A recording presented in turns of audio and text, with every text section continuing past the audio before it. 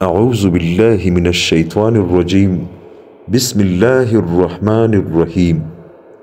دوستو، آج جو واقعہ آپ کے سامنے پیش کر رہے ہیں وہ شاید آپ نے کم ہی سنا ہوگا، کیونکہ جس تفصیل سے اس واقعے کو انشاءاللہ میں بیان کر رہا ہوں شاید آپ نے کبھی اس واقعے کو اتنی تفصیل کے ساتھ نہ سنا ہوگا۔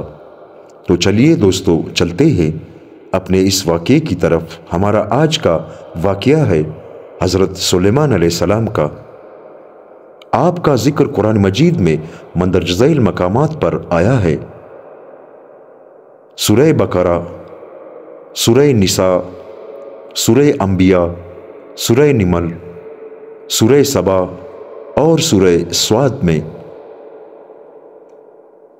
حضرت سلیمان علیہ السلام کا بچپن کس طرح تھا؟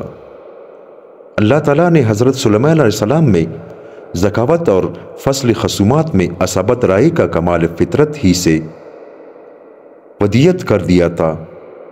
چنانچہ گزشتہ صفحات کے واقعات اس کے لیے روشن براہین ہے۔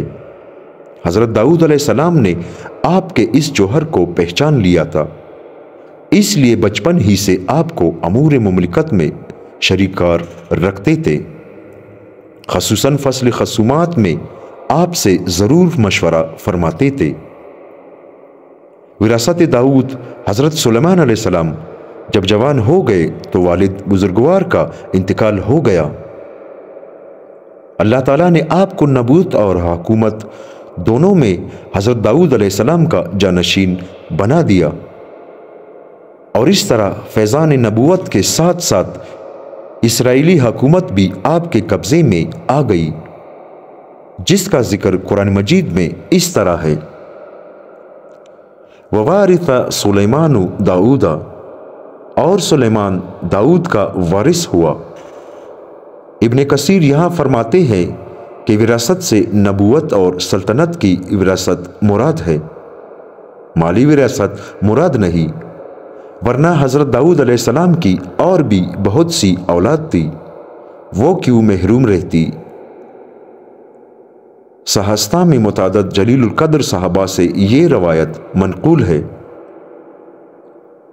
رسول اللہ صلی اللہ علیہ وآلہ وسلم نے فرمایا کہ ہم انبیاء کی وراثت مالی کا سلسلہ نہیں چلتا، اور ہم جو کچھ چھوڑ دیتے ہیں وہ صدقہ ہو جاتا ہے۔ حضرت سلیمان علیہ السلام کی خصائص۔ حضرت داؤد علیہ السلام کی طرح اللہ تعالیٰ نے بعض خصوصیات اور امتیازات سے حضرت سلیمان علیہ السلام کو بھی نوازا، اور اپنی نعمتوں میں سے بعض ایسی نعمتیں عطا فرمائی جو ان کی زندگی کی طرح امتیاز بنی۔ حضرت سلیمان علیہ السلام کے منطق الطیر، اللہ تعالیٰ نے آپ کو پرندوں کی بولیاں بھی سکھائی تھی۔ امام قرطبی رحمۃ اللہ علیہ نے اپنے تفسیر میں اس مقام پر مختلف پرندوں کی بولیاں اور حضرت سلیمان علیہ السلام کا اس پر یہ فرمانا کہ یہ پرندہ یہ بات کہہ رہا ہے تفصیل سے نقل کیا ہے، اور تقریباً ہر پرندے کی بولی کسی نصیحت کا کوئی جملہ ہے، جیسا کہ ارشاد ہے۔ اللہ تعالیٰ قرآن مجید میں فرماتے ہیں: اس نے کہا، اے لوگو، ہم کو پرندوں کی بولیاں سمجھنے کی تعلیم دی گئی ہے، اور ہمیں ہر قسم کی ضروری چیزیں دی گئی۔ تفسیر معارف القرآن میں ہے کہ آیت منطق الطیر میں پرندوں کی بولی کی تخصیص ہدہد کے واقعے کی وجہ سے ہے، جو ایک پرندہ ہے، ورنہ حضرت سلیمان علیہ السلام کو تو پرندے، چرندے اور تمام حشرات الارض کی بولیاں سکھائی گئی تھی۔ تخصیر ریحا۔ حضرت سلیمان علیہ السلام کی نبوت حقا کی خصوصی امتیازات میں سے ایک یہ بھی تھا کہ اللہ تعالیٰ نے ہوا کو ان کے حق میں مسخر کر دیا تھا، اور وہ ان کے زیر فرمان کر دی گئی۔ چنانچہ حضرت سلیمان علیہ السلام جب چاہتے تو صبح کو 1 مہینے کی مسافت اور شام کو 1 مہینے کی مسافت کے برابر سفر کر لیتے تھے۔ تخت سلیمانی۔ تفسیر ابن کثیر میں تخت سلیمان جو ہوا پر چلتا تھا، اس کی کیفیت یہ بیان کی ہے کہ حضرت سلیمان علیہ السلام نے لکڑی کا ایک بہت بڑا وسیع تخت بنوایا تھا، جس پر خود ما آیان سلطنت اور ما لشکر ولات حرب کے سب سوار ہو جاتے۔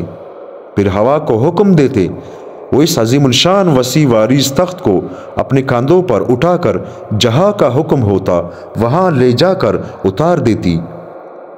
یہ ہوائی تخت صبح سے دوپہر تک 1 مہینے کی مسافت طے کر لیتا تھا، اور اسی طرح دوپہر سے شام تک 1 مہینے کی یعنی ایک دن میں 2 مہینے کی مسافت ہوا کے ذریعے طے ہو جاتی تھی۔ ابن ابی حاتم نے حضرت سعید بن جبیر سے نقل کیا ہے کہ اس تخت پر 6000 کرسیاں رکھی جاتی تھی، جس پر سلیمان علیہ السلام کے ساتھ اہل ایمان سوار ہوتے تھے، اور ان کے پیچھے اہل ایمان جن بیٹھتے تھے۔ پھر پرندوں کو حکم ہوتا کہ وہ پورے تخت پر اپنے پروں سے سایہ کرے تاکہ آفتاب کی تپش سے تکلیف نہ ہو۔ پھر ہوا اس عظیم الشان مجموعے کو اٹھا کر جہاں حکم ہوتا پہنچا دیتی تھی۔ بعض روایات میں ہے کہ اس پورے ہوائی سفر کے دوران حضرت سلیمان علیہ السلام سر جھکائے ہوئے اللہ کے ذکر و شکر میں مشغول رہتے، دائیں بائیں نہ دیکھتے اور اپنے عمل سے تواضع کا اظہار فرماتے تھے۔ اسی کو اللہ تعالیٰ نے بیان فرمایا ہے، اور ہم نے سلیمان کے لیے ہوا کو مسخر کر دیا تھا۔ اس ہوا کا صبح کا چلنا اور شام کا چلنا 1 مہینے کی مسافت تھی۔ حضرت حسن بصری رحمۃ اللہ علیہ فرماتے ہیں کہ حضرت سلیمان علیہ السلام کو صبح کو بیت المقدس سے روانہ ہوتے تو دوپہر کو استغفار میں قیام فرماتے، اور دوپہر کا کھانا کھاتے، پھر یہاں سے بعد ظہر واپس جاتے تو کابل میں پہنچ کر رات ہوتی تھی، اور بیت المقدس اور استغفار کے درمیان اتنی مسافت ہے جو تیز سواری پر چلنے والا 1 ماہ میں طے کر سکتا ہے۔ حضرت حسن بصری رحمۃ اللہ علیہ فرماتے ہیں کہ تسخیر ہوا کا معجزہ حضرت سلیمان علیہ السلام کو اس عمل کے صلے میں عطا ہوا تھا کہ ایک روز حضرت سلیمان علیہ السلام اپنے گھوڑوں کا معائنہ کر رہے تھے۔ اس میں اس قدر مشغول ہوئے کہ عصر کی نماز قضا ہو گئی۔ اللہ تعالیٰ فرماتے ہیں، جب اس کے روبرو شام کے وقت ایسے اصیل گھوڑے پیش کیے گئے جو تیز رفتار تھے تو سلیمان علیہ السلام نے کہا کہ میں اپنے رب کے ذکر سے اس مال کی محبت میں لگ کر غافل ہو گیا ہوں، یہاں تک کہ سورج پردے میں چھپ گیا، ذرا ان کو میرے پاس واپس لاؤ۔ چنانچہ سلیمان علیہ السلام نے ان کی گردنوں اور پنڈلیوں پر ہاتھ صاف کرنا شروع کر دیا۔ کہتے ہیں کہ یہ دریائی گھوڑوں کے میل سے حاصل کیے گئے تھے، یہ تیز اور سبک رفتار ہوتے تھے، ان پر سوار ہو کر ایسا معلوم ہوتا تھا کہ پانی میں تیر رہے ہو۔ بعض نے کہا کہ یہ وہ گھوڑے تھے جو داؤد علیہ السلام نے جب جالوت کو شکست دی تو قوم عمالقہ سے ہاتھ لگے۔ بہرحال ان کے دیکھنے میں ایسے مشغول ہوئے کہ ان کی عبادت کا وقت جو وہ عصر کے بعد کیا کرتے تھے فوت ہو گیا۔ بعض نے یہ بھی کہا ہے کہ حضرت سلیمان علیہ السلام کسی علاقے پر جہاد کرنے کی غرض سے گھوڑوں کی دیکھ بھال کر رہے تھے کہ اس دوران مقررہ عبادت کا وقت ہو گیا تو افسوس کرنے لگے اور فرمایا کہ ان کو میرے پاس لاؤ۔ چنانچہ آپ نے گھوڑوں کو قتل کرنا شروع کر دیا، اور کہتے ہیں کہ 900 گھوڑے ذبح کیے گئے۔ اور اس کی تائید ایک حدیث شریف سے بھی ہوتی ہے جو علامہ سیوطی نے معجم الطبرانی اسماعیلی اور ابن مرویہ کے حوالے سے نقل کی ہے۔ ابن ابی کعب سے روایت ہے کہ نبی صلی اللہ علیہ وآلہ وسلم نے فرمایا، اللہ تعالیٰ کے ارشاد پر فتفکی مسحم بالسوق والاعناق، فرمایا ان کی پنڈلیوں اور گردنوں کو تلوار سے کاٹا۔ حضرت سلیمان علیہ السلام ایک فریضہ الہی یعنی جہاد کی ترتیب میں لگے ہوئے تھے کہ دوسرے فریضے سے غافل ہو گئے، اور یہ ایسی چیز ہے جو واقعہ ہو جاتی ہے، جیسا کہ نبی صلی اللہ علیہ وآلہ وسلم کی غزوہ خندق میں خندق کھودتے ہوئے کئی نمازیں قضا ہو گئی تھی۔ لیکن کسی خاص شغل کی وجہ سے اگر ایسا ہو جائے تو بڑے حضرات خصوصاً انبیاء علیہ السلام کو اس کا بڑا ملال ہوتا ہے۔ چنانچہ آپ صلی اللہ علیہ وآلہ وسلم نے فرمایا کہ ان لوگوں نے ہم کو ہماری نمازوں سے مشغول رکھا، اللہ تعالیٰ ان کے گھروں اور قبروں کو آگ سے بھر دے۔ بہرحال حضرت سلیمان علیہ السلام نے ان گھوڑوں کو ذبح کر ڈالا۔ حضرت حسن بصری رحمۃ اللہ علیہ فرماتے ہیں کہ اس صلہ میں اللہ تعالیٰ نے حضرت سلیمان علیہ السلام کے لیے ہوا کو مسخر کر دیا، جو گھوڑے سے کہیں زیادہ تیز رفتار ہے۔ تسخیر جن و حیوانات۔ حضرت سلیمان علیہ السلام کی حکومت کا ایک بڑا امتیاز جو کائنات میں کسی کو نصیب نہ ہوا یہ تھا کہ ان کے زیر نگی صرف انسان ہی نہ تھے بلکہ جن اور حیوانات بھی تابع و فرمان بردار تھے۔ اللہ تعالیٰ نے آپ کو یہ بمثل شرف عطا فرمایا کہ ان کی حکومت انسانوں کے علاوہ جن، حیوانات اور ہوا پر بھی تھی، اور یہ سب بحکم خدا آپ کے متی تھے، اور یہ سب کچھ اس لیے ہوا کہ حضرت سلیمان علیہ السلام نے ایک مرتبہ درگاہ الہی میں یہ دعا کی تھی،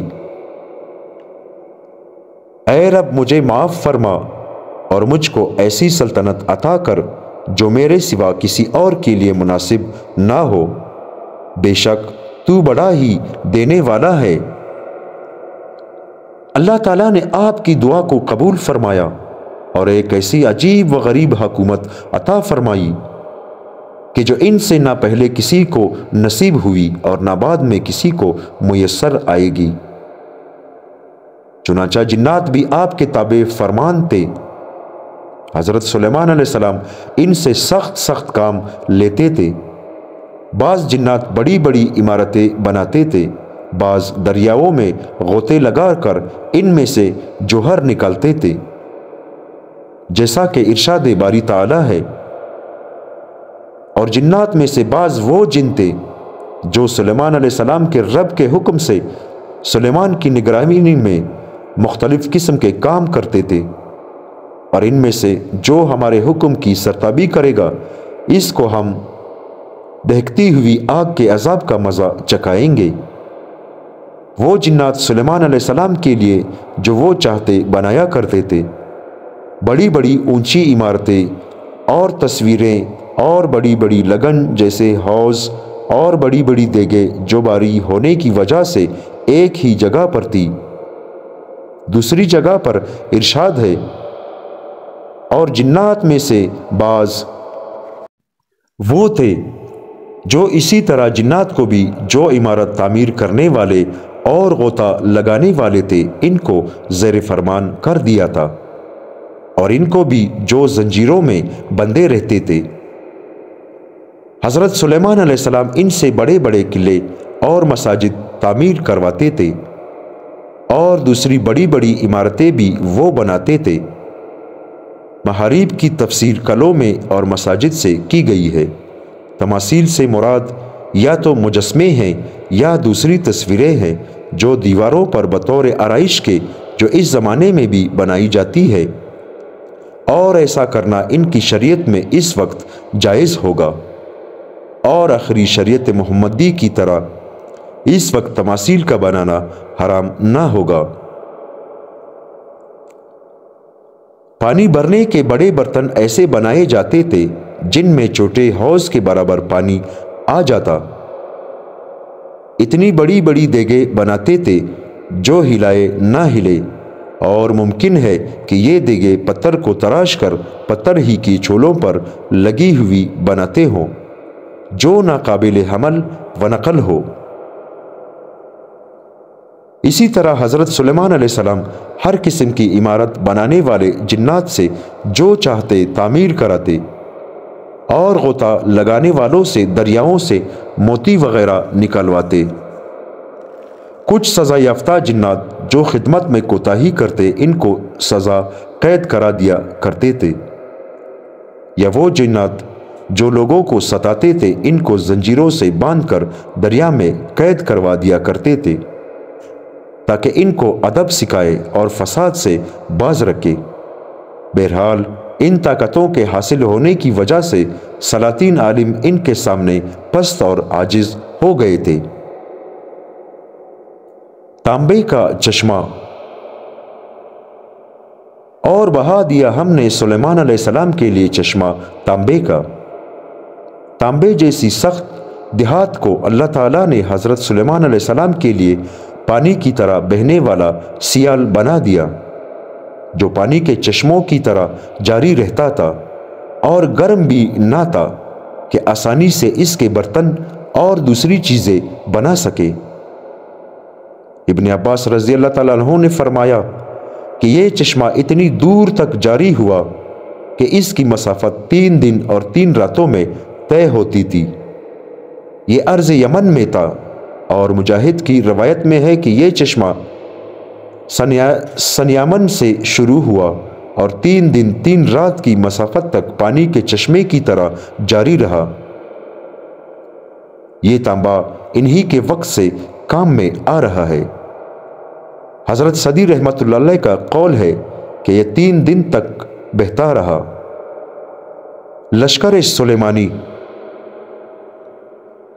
قرآن کریم کی آیات سے معلوم ہوتا ہے کہ حضرت سلیمان علیہ السلام کا لشکر 3 انواع کا ہوتا تھا: انسانوں کا لشکر، جنوں کا لشکر اور پرندوں کا۔ جیسا کہ آیات سے ظاہر ہے، اللہ تعالیٰ فرماتے ہیں، اور سلیمان کے لیے اس کے لشکر جنات میں سے اور انسانوں میں سے اور پرندوں میں سے جمع کیے گئے، اور وہ مرتب کرنے کی غرض سے روکے جاتے تھے۔ حضرت سلیمان علیہ السلام جب سفر کرتے تو ان کے لشکر میں جنات بھی ہوتے اور انسان بھی ہوتے اور پرندے بھی شامل ہوتے، اور ان کی روانگی سے قبل اس تمام لشکر کی ترتیب و تنظیم کی غرض سے روکا جاتا تھا۔ پھر روانگی میں بھی اس ترتیب کو مد نظر رکھا جاتا تھا کہ پہلی صف والے آگے نہ نکل جائے یا آگے والے پیچھے نہ رہ جائے، اس طرح میمنہ اور میسرہ میں فرق نہ آ جائے، دائیں طرف والے بائیں طرف نہ ہو جائے اور بائیں طرف والے دائیں طرف نہ آ جائے، جیسا کہ آج کل منظم حکومتوں کی فوج بھی منظم ہوا کرتی ہے، اور اس کا چلنا اور ٹہرنا اور دائیں بائیں مڑنا ایک قاعدے اور ضابطے کے تحت ہوتا ہے۔ آج کل تو صرف انسانوں کی فوج ہوتی ہے۔ حضرت سلیمان علیہ السلام کے عہد میں انسانوں کے جنات اور طیور بھی ہوتے تھے۔ وادی نمل۔ اللہ تعالیٰ فرماتے ہیں، یہاں تک کہ سلیمان اور اس کے لشکر چیونٹیوں کے ایک میدان پر پہنچے تو ایک چیونٹی نے کہا، اے چیونٹیوں، اپنے اپنے سوراخوں میں گھس جاؤ، کہیں ایسا نہ ہو کہ سلیمان اور اس کے لشکر تم کو کچل ڈالے اور ان کو خبر بھی نہ ہو۔ جب ان لشکروں کو لے کر حضرت سلیمان علیہ السلام چلے تو ایک جنگل پر گزر ہوا جہاں چیونٹیوں کا لشکر تھا۔ لشکر سلیمان کو دیکھ کر ایک چیونٹی نے دوسرے سے کہا کہ جاؤ اپنے اپنے سوراخوں میں چلے جاؤ، کہیں ایسا نہ ہو کہ لشکر سلیمان چلتا ہوا تمہیں روند ڈالے اور انہیں علم بھی نہ ہو۔ حضرت حسن رحمۃ اللہ علیہ فرماتے ہیں کہ اس چیونٹی کا نام ہرمس تھا۔ یہ مخلوق باوجود اپنی کثرت کے نہایت منظم ہے۔ باقاعدہ ان کی فوج ہوتی ہے اور جاسوس ہوتے ہیں۔ خطرے کے وقت سراغ رساں سپاہی باہر نکلتا ہے اور حالات سے اندر والوں کو مطلع کر دیتا ہے۔ اس موقع پر اطلاع دہندہ نے بڑی احتیاط سے کام لیا۔ وَهُمْ لَا يَشْعُرُونَ کہہ کر اس امر کو ظاہر کر دیا کہ سلیمان علیہ السلام اور ان کا لشکر ظالم نہیں کہ جان بوجھ کر کسی کو تکلیف پہنچائے۔ ہاں، بے خبری میں ایسا ہو سکتا ہے کہ تم لشکر کی روندن میں آ کر پس جاؤ اور گزرنے والوں کو خبر بھی نہ ہو۔ حضرت سلیمان علیہ السلام نے یہ بات سن لی اور چیونٹی کی فراست اور کلام میں احتیاط پر آپ کو ہنسی آ گئی اور اللہ کی اس نعمت سے متاثر ہو کر اللہ تعالیٰ سے دوام علی لشکر کی توفیق طلب کی اور حضرت حق کے پسندیدہ کاموں کے بجا لانے کی دعا کی اور انبیاء علیہ السلام کی جماعت میں شامل رہنے کی بھی دعا کی۔ ہدہد حضرت سلیمان علیہ السلام کی فوج میں یہ مہندس کا کام کرتا تھا۔ یہ بتلاتا تھا کہ پانی کہاں ہے۔ زمین کے اندر کا پانی اسے اس طرح دکھتا تھا جیسے زمین کے اوپر کی چیزیں لوگوں کو نظر آتی ہے۔ جب سلیمان علیہ السلام جنگل میں ہوتے تو اس سے دریافت فرماتے کہ پانی کہاں ہے۔ یہ بتلا دیتا کہ فلاں جگہ پر ہے۔ حضرت سلیمان علیہ السلام اسی وقت جنات کو حکم دیتے اور کنواں کھود لیا جاتا۔ ایک دن اسی طرح جنگل میں تھے، پرندوں کی تفتیش کی تاکہ پانی کی تلاش کا حکم دے۔ اتفاق سے ہدہد موجود نہ تھا۔ اس پر آپ نے فرمایا کہ آج ہدہد نظر نہیں آتا، کیا پرندوں میں وہ کہیں چھپ گیا ہے یا واقعے میں وہ حاضر ہی نہیں جیسا کہ ارشاد ہے۔ اور سلیمان نے پرندوں کا جائزہ لیا تو کہنے لگا کہ مجھے کیا ہو گیا ہے، میں ہدہد کو نہیں دیکھتا، کیا وہ کہیں غائب ہو گیا ہے؟ یقیناً اس کو سخت سزا دوں گا یا اس کو ذبح کر ڈالوں گا یا وہ میرے روبرو کوئی معقول دلیل پیش کرے۔ ابن کثیر میں ہے کہ حضرت سلیمان علیہ السلام کے اس ہدہد کا نام عنبر تھا۔ آپ نے فرمایا اگر اس نے اپنی غیر حاضری کی معقول وجہ بتائی تو خیر، ورنہ اسے سخت سزا دوں گا۔ اتنے میں ہدہد آ گیا۔ پرندوں نے کہا آج تیری خیر نہیں، بادشاہ سلامت تیری سزا کا عہد کر چکے ہیں۔ اس نے کہا کہ یہ بتاؤ کہ ان کے الفاظ کیا تھے۔ انہوں نے بیان کیے تو خوش ہو کر کہنے لگا کہ پھر تو میں بچ جاؤں گا۔ چنانچہ ہدہد حضرت سلیمان علیہ السلام کے دربار میں پیش ہوا اور کہنے لگا کہ اے نبی اللہ، میں ایک ایسی خبر لے کر آیا ہوں جو آپ کے پاس نہیں۔ میں سبا سے آ رہا ہوں اور پختہ یقینی خبر لایا ہوں۔ اس کی بادشاہی ایک عورت کو میں نے کرتے ہوئے پایا۔ اس کے وزیر اور مشیر 312 شخص ہے اور ان میں سے ہر شخص کے ماتحت 12,000 کی جمعیت ہے۔ اس کی زمین کا نام معرب ہے، یہ صنعا سے 3 میل کے فاصلے پر ہے۔ دنیاوی ہر قسم کی ضروریات اسے مہیا ہے۔ اس کا نہایت شاندار قسم کا تخت ہے جس پر وہ جلوس کرتی ہے۔ سونے سے منڈا ہوا اور جڑاؤ اور مردارید کی کاریگری اس پر ہوتی ہے۔ یہ 80 ہاتھ اونچا اور 40 ہاتھ چوڑا ہے اور 600 عورتیں ہر وقت اس کی خدمت میں کمر بستہ رہتی ہے۔ اس کا دیوان خاص جس میں یہ تخت ہے بہت بڑا محل ہے، بلند و بالا اور کشادہ ہے۔ اس کے مشرقی حصے میں 360 طاق ہے اور اتنے ہی مغربی حصے میں بھی ہے۔ اسے اس طرح بنایا گیا ہے کہ ہر روز سورج ایک طاق سے نکلتا ہے اور اسی کے مقابل والے طاق سے غروب ہوتا ہے۔ اہل دربار صبح و شام اسے سجدہ کرتے ہیں۔ سب لوگ آفتاب پرست ہے، خدا پرست کوئی نہیں۔ اس ملکہ کا نام بلقیس بنت شراحیل تھا۔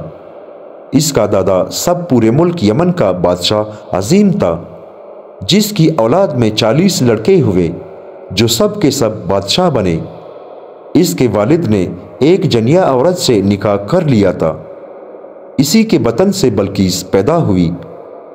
جنیا سے نکاح کرنے کی مختلف وجوہ بیان کی گئی ہے۔ ایک یہ کہ یہ اپنی حکومت و سلطنت کی غرور میں لوگوں سے کہتا تھا کہ تم میں میرا کوئی کفو نہیں، اس لیے میں نکاح ہی نہیں کروں گا، کیونکہ غیر کفو میں نکاح مجھے پسند نہیں۔ اس کا نتیجہ یہ ہوا کہ لوگوں نے اس کا نکاح ایک جنیا سے کرا دیا۔ ملکہ بلقیس کے نام حضرت سلیمان علیہ السلام کا خط۔ ہدہد کی خبر سنتے ہی حضرت سلیمان علیہ السلام نے اس کی تحقیق شروع کر دی کہ اگر یہ سچا ہے تو قابل معافی ہے، اگر جھوٹا ہے تو قابل سزا ہے۔ اس سے فرمایا کہ یہ میرا خط ملکہ بلقیس کو دے آ۔ ہدہد اس خط کو لے کر سفر پر روانہ ہو گیا۔ وہاں پہنچ کر ملکہ بلقیس کے محل میں گیا۔ وہ اس وقت خلوت خانے میں تھی۔ اس نے ایک طاق میں سے وہ خط اس کے سامنے رکھ دیا اور ادب کے ساتھ ایک طرف ہو گیا۔ خط کا مضمون یہ تھا: اِنَّهُ مِنَ سلیمان وَإِنَّهُ بسم اللہ الرحمن الرحیم اللہ تعالیٰ علیہ وَأْتُونِی مسلمین۔ یہ خط سلیمان علیہ السلام کی طرف سے ہے اور اس کا مضمون یہ ہے کہ شروع اللہ کے نام سے ہے جو بے حد مہربان نہایت رحم کرنے والا ہے۔ تم لوگ میرے مقابلے میں تکبر نہ کرو اور حکم بردار ہو کر میرے پاس چلے آؤ۔ جب تک بسم اللہ شریف نازل نہ ہوئی تھی تو حضور صلی اللہ علیہ وآلہ وسلم بِاسْمِکَ اللہم سے تحریر فرماتے تھے۔ مضمون خط صرف اسی قدر تھا کہ میرے سامنے سرکشی نہ کرو، میری بات مان لو، تکبر سے کام نہ لو، محد مخلص اور متی بن کر میرے پاس چلے آؤ۔ بلقیس کا رد عمل۔ بلقیس نے مہر توڑ کر خط پڑھا، مضمون کو دیکھ کر اپنے امرا اور وزراء کو جمع کیا اور کہنے لگی کہ ایک باوقت خط میرے سامنے ڈالا گیا ہے۔ پھر خط کا مضمون پڑھ کر سب کو سنایا اور ان سے مشورہ طلب کیا اور کہنے لگی کہ تم جانتے ہو کہ میں جب تک تم سے مشورہ نہ لوں تنہا کسی امر کا فیصلہ نہیں کرتی۔ قرآن کریم نے اس کو اس طرح ذکر کیا ہے۔ بلقیس نے کہا: اے اہل دربار، تم مجھ کو میرے معاملے میں مشورہ دو، میں اس وقت تک کسی کا قطعی فیصلہ نہیں کیا کرتی جب تک تم لوگ میرے پاس موجود نہ ہو۔ اہل دربار نے کہا کہ ہم پورے طاقت اور سخت جنگجو ہے اور حکم کا اختیار آپ کو حاصل ہے، سو آپ دیکھ لیں جو ہم کو حکم دینا ہو۔ اہل دربار نے جواب دیا کہ مرعوب ہونے کی ضرورت نہیں، جہاں تک لڑائی کا تعلق ہے تو دشمن سے مقابلے کے لیے ہم بالکل آمادہ اور تیار ہے اور ہتھیاروں سے لیس ہے، لیکن لڑائی کا معاملہ آپ کے اختیار میں ہے، اب آپ خود سوچ لیں۔ اہل دربار نے اپنے تعاون کا یقین دلایا، لیکن سمجھدار ملکان نے خط ملنے کا ایک کھلا معجزہ بھی دیکھ لیا تھا اور یہ بھی معلوم کر لیا تھا کہ حضرت سلیمان علیہ السلام کے لشکر کے مقابلے میں میرا لاؤ لشکر کوئی حقیقت نہیں رکھتا۔ اگر لڑائی کی نوبت آئی تو علاوہ ملک کی بربادی کے میں بھی سلامت نہ رہ سکوں گی۔ اس لیے اس نے وزیروں اور مشیروں سے کہا۔ اللہ تعالیٰ فرماتے ہیں، اس نے کہا کہ بادشاہ جب کسی بستی میں فاتحانہ داخل ہوتے ہیں تو وہاں کے عزت دار باشندوں کو ذلیل کر دیا کرتے ہیں اور یہ لوگ بھی ایسا ہی کریں گے۔ اس وقت لڑنا اور اعلان جنگ کرنا مناسب نہیں، کیونکہ اگر فریق مخالف کو فتح اور غلبہ حاصل ہو گیا تو فتح حاصل کرنے والوں کی عام حالت یہ ہے کہ جس بستی میں وہ غلبے کے بعد گھستے ہیں تو اسے برباد کر ڈالتے ہیں، وہاں کے بڑے بڑے عزت دار لوگوں کو ذلیل کرتے ہیں، ان سے حقارت آمیز سلوک اور برتاؤ کرتے ہیں۔ یہ لوگ بھی ایسا ہی کریں گے، ہمارے شہر کو تہ و بالا کر دیں گے۔ یہاں کے اہل مناصب کے ساتھ کس قدر تحقیر آمیز برتاؤ کریں گے، اس لیے فی الحال جنگ کا اعلان مناسب نہیں۔ میں سردست ان لوگوں کی طرف کچھ تحائف بھیجتی ہوں تاکہ ان کا ذوق معلوم ہو جائے کہ وہ کیا چیز پسند کرتے ہیں۔ اگر کچھ لے دے کر پیچھا چھوٹ جائے تو اچھا ہے۔ چنانچہ اس نے ہر قسم کی تحائف روانہ کیے، جن میں بیش قیمت جواہرات، گھوڑے، خوبصورت باندیاں تھی۔ قاصدوں کی دربار سلیمانی میں حاضری۔ تاریخی اسرائیلی روایات میں بلقیس کی طرف سے آنے والے قاصدوں اور تحفوں کی بڑی تفصیلات مذکور ہے۔ اتنی بات پر سب روایات متفق ہے کہ تحفے میں کچھ سونے کی اینٹیں اور کچھ جواہرات کے علاوہ 100 غلام اور 100 کنیزیں تھیں، مگر کنیزوں کو مردانہ اور غلاموں کو زنانہ لباس میں بھیجا تھا۔ اور ساتھ ہی بلقیس کا ایک خط بھی تھا جس میں حضرت سلیمان علیہ السلام کے امتحان کے لیے کچھ سوالات تھے۔ تحفوں کے انتخاب میں بھی ان کا امتحان مقصود تھا۔ سلیمان علیہ السلام کو حق تعالیٰ نے اس کے تحفوں کی تفصیلات ان کے پہنچنے سے پہلے دی تھی۔ سلیمان علیہ السلام نے جنات کو حکم دیا کہ دربار سے 900 فرسخ تقریباً 30 میل کی مسافت میں سونے چاندی کی اینٹوں کا فرش بنا دیا جائے اور راستے میں 2 طرفہ عجیب الخلقت جانوروں کو کھڑا کر دیا جائے، جن کا بول براز بھی سونے چاندی کی اینٹوں پر ہو۔ اسی طرح اپنے دربار کو خاص اہتمام سے مزین کرا دیا۔ اپنے دائیں اور بائیں 4-4 ہزار سونے کی کرسیاں ایک طرف علماء کے لیے اور دوسری طرف وزراء اور عمال سلطنت کے لیے بچھائی گئی۔ جواہرات سے پورا حال مزین کر دیا گیا۔ بلقیس کے قاصدوں نے جب سونے چاندی کی اینٹوں پر جانوروں کو کھڑا دیکھا تو اپنے لائے ہوئے تحفوں سے شرمانے لگے۔ بعض روایات میں ہے کہ اپنے سونے کی اینٹیں وہی ڈال دی۔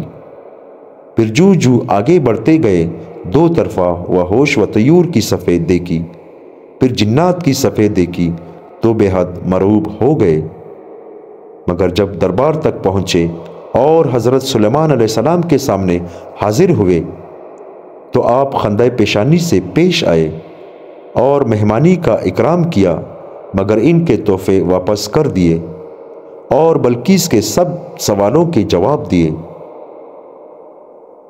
اور قاصدوں سے حضرت سلیمان علیہ السلام نے فرمایا کہ ہم نے تو اس لیے پیغام بھیجا تھا کہ وہ مشرکانہ افعال چھوڑ کر اسلام قبول کر لیتے، لیکن اگر وہ مال کی لالچ دے کر دین حق سے بچنا چاہے تو تم واپس جاؤ اور ان کو اطلاع دو کہ اب جو بات ہوگی میدان جنگ ہی میں ہوگی۔ یہ ہر چیز ان کو واپس جا کر دے دو اور کہہ دو کہ مقابلے کے لیے تیار رہے۔ یاد رکھو میں وہ لشکر لے کر چڑھائی کروں گا کہ وہ سامنے آ ہی نہیں سکیں گے۔ انہیں ہم سے جنگ کرنے کی طاقت ہی نہیں۔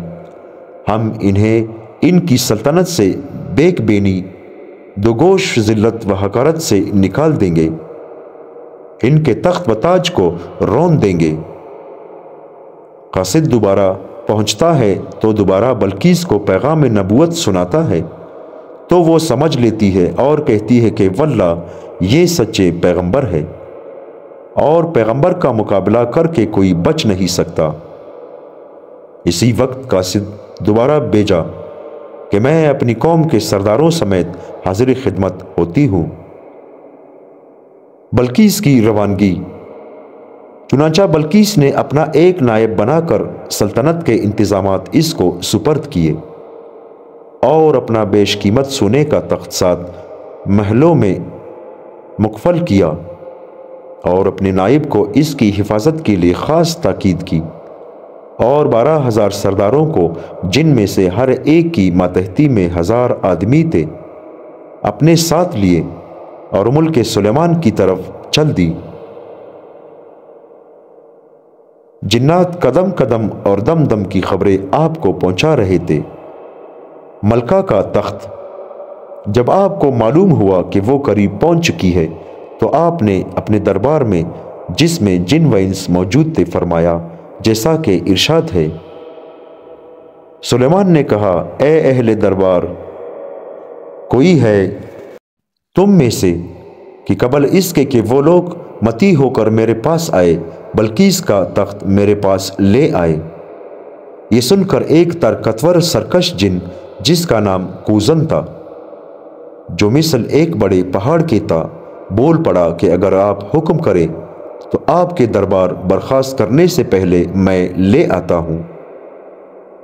حضرت سلیمان علیہ السلام نے لوگوں کے فیصلہ کرنے اور جھگڑا چکانے اور انصاف دینے کو صبح سے دوپہر تک دربار عام میں تشریف رکھا کرتے تھے۔ اس نے کہا کہ میں اس تخت کو اٹھا لانے کی طاقت رکھتا ہوں اور امانت دار ہوں، اس میں سے کوئی چیز بھی نہیں چراؤں گا۔ حضرت سلیمان علیہ السلام نے فرمایا کہ میں چاہتا ہوں کہ اس سے بھی پہلے وہ میرے پاس پہنچ جائے۔ حضرت سلیمان علیہ السلام کی اس تخت کو منگوانے سے یہ غرض تھی کہ اپنے زبردست معجزے کا اور پوری طاقت کا ثبوت بلقیس کو دکھائیں کہ اس کا تخت ہے جسے اس نے 7 مکفل مکانوں میں رکھا تھا، وہ اس کے آنے سے پہلے دربار سلیمانی میں موجود ہے۔ اللہ تعالیٰ فرماتے ہیں، ایک شخص نے جس کے پاس کتاب کا علم تھا عرض کیا کہ میں اس تخت کو آپ کی پلک جھپکنے سے پہلے حاضر کیے دیتا ہوں۔ حضرت ابن عباس رضی اللہ تعالیٰ عنہ فرماتے ہیں کہ یہ آصف بن برخیار تھا جو حضرت سلیمان علیہ السلام کے کاتب تھے۔ یہ ولی اللہ تھے اور اسم اعظم جانتے تھے، بنی اسرائیل میں سے تھے۔ انہوں نے کہا، آپ اپنی نگاہ دوڑائیے، جہاں تک پہنچے نظر کر لیجئے، ابھی آپ دیکھ ہی رہے ہوں گے کہ میں اسے لا دوں گا۔ پس حضرت سلیمان علیہ السلام یمن کی طرف جہاں اس کا تخت تھا نظر کی، ادھر یہ وضو کر کے دعا میں مشغول ہوئے اور کہا۔ اسی وقت وہ تخت بلقیس کا سامنے آ گیا۔ ذرا سی دیر میں وہ تخت یمن سے بیت المقدس پہنچ گیا۔ لشکر سلیمان کے دیکھتے ہوئے زمین میں سے نکل آیا۔ جب حضرت سلیمان علیہ السلام نے اسے اپنے سامنے موجود پایا تو فرمایا، یہ بھی میرے رب کا فضل ہے تاکہ وہ مجھ کو آزمائے کہ میں شکر کرتا ہوں یا ناشکری کرتا ہوں۔ جو شکر کرتا ہے اپنے فائدے کے لیے کرتا ہے، اور جو کفر کرتا ہے تو میرا رب بے پرواہ ہے اور کرم کرنے والا ہے۔ اس کے تمام اموال و دولت میں تخت شاہی کا انتخاب شاید اس لیے کیا گیا کہ وہ اس کی سب سے زیادہ محفوظ چیز تھی، جس کو 7 محلات شاہی کے وسط میں محفوظ کر کے رکھا گیا تھا کہ اس کے اپنے آدمیوں کا بھی وہاں گزر نہ تھا۔ اس کا بغیر دروازہ یا قفل توڑے ہوئے منتقل ہو جانا اور اتنی مسافت بعیدہ پر پہنچ جانا حق تعالیٰ شانہ کی قدرت سے ہی ہو سکتا ہے۔ یہ اس کو حق تعالیٰ شانہ کی قدرت عظمیہ پر یقین کا سب سے بڑا ذریعہ ہو سکتا تھا۔ اس کے ساتھ اس پر بھی یقین لازم تھا کہ سلیمان علیہ السلام کو حق تعالیٰ ہی کی طرف سے کوئی خاص منصب حاصل ہوا ہے کہ ان کے ہاتھ پر ایسی فوق العادت چیزیں ظاہر ہو جاتی ہے۔ قوم سبا کا مذہب آفتاب پرستی تھا، اور وہ اس فلسفے کی قائل تھی کہ کائنات میں خیر و شر کی قدرت و طاقت کو عقب کے ہاتھ میں ہے، اور چونکہ آفتاب ان میں سب سے بڑا اور کائنات پر اثر انداز ہے، اس لیے وہی اس قابل ہے کہ اس کی پرستش کی جائے۔ اس لیے سلیمان علیہ السلام ملکہ کو یہ بتانا چاہتے تھے کہ کائنات کی ان چھوٹی اور بڑی اشیاء پر صرف ایک حقیقت کا تسلط ہے، اور وہ خدائے کائنات ہے، اور آفتاب و مہتاب کو عقب و سیارگان یہ سب اس کی مخلوق اور قدرت کے مظاہر ہے۔ لہٰذا انسان کی سب سے بڑی گمراہی یہ ہے کہ وہ حقیقت کو چھوڑ کر مظاہر کی پرستش کرنے لگتا ہے، کیونکہ وہ اس کے سامنے مشاہد و محسوس ہے، حالانکہ وہ صرف حقیقت کے وجود اور اس کی ہستی کے لیے دلیل ہے۔ اسی لیے تغیر و تبدل کسی چیز کا یا طلوع و غروب نہ پائیداری و بے ثباتی مظاہر کے رگ و ریشہ میں سرایت کیے ہوئے ہیں، اور حقیقت ذات واحد ان تمام تغیرات سے پاک اور بالاتر ہے۔ یہی سوچ کر انہوں نے ملکہ کی شاہی تخت کو یمن سے اٹھا منگوایا تاکہ اس کے نزدیک سے ایک مثال دے کر اس کو بتائیں اور اس پر یہ ثابت کریں کہ دیکھ میرے اس دعوے کی دلیل خود یہ تیرا تخت شاہی ہے، غور کر کے یہ تیری حکومت اور سلطنت کا مظہر ہے اور اس لیے تخت شاہی کہلاتا ہے۔ مگر جو ہی تو اپنے ملک سے غائب ہوئی، یہ مظہر بے حقیقت ہو کر رہ گیا۔ کل جو تیری بادشاہی کا مظہر تھا، آج وہ میرے دربار کی زینت بنا ہوا ہے۔